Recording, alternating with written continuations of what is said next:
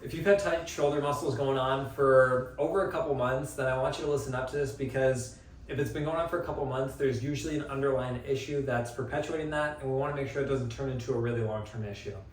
So when muscles tighten up, a lot of people are very focused on the muscles for obvious reasons, right? Like if it's tight, you want to do whatever you can to get to relax. What a lot of people were never taught, and myself included, is that muscles are very simple tissue, and the reason they contract is because a nerve tells them to contract.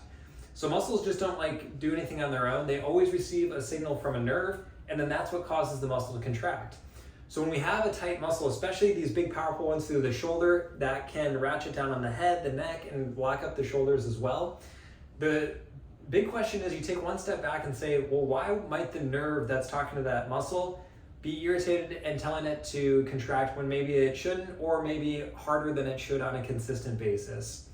So nerves can get irritated from a few different perspectives. One of the most direct causes that we see is if the structure of the body is not in the correct position. So if there's hunching, if there's leaning, if there's twisting, if the head and neck aren't in the correct position, all of those things can irritate the nerves that are going to these big, powerful shoulder muscles.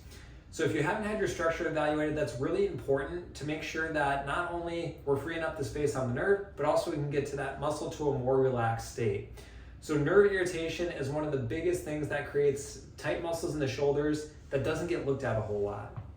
The second thing that happens is your body is smart. So muscles will contract when they need to contract, meaning if you raise your arm up like this, muscles on the left side of your body will contract, so that way you don't just tip over on the ground like that. Your brain and your body talk to each other in a way that we can coordinate movement. Even when we're changing our position, we alter the center of gravity.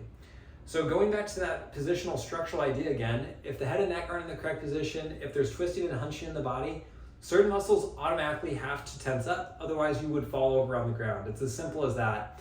So a lot of times these tight muscles is your body actually trying to help itself and stay in an upright and balanced position as possible. So if the underlying foundation though of the spine and how the head is sitting on top of the neck isn't correct, this tends to turn into a long-term perpetual issue. So a lot of people have never been talked to about that, and I really want you to make you aware that the nerves need to be looked at and the overall position of the body needs to be looked at, because if those two things aren't taken care of, these muscles are going to continue to tense up. It may feel better if we stretch them for a little bit, but then it usually comes back. You may go get a massage, it feels wonderful. The next day you feel like you're in the same bucket.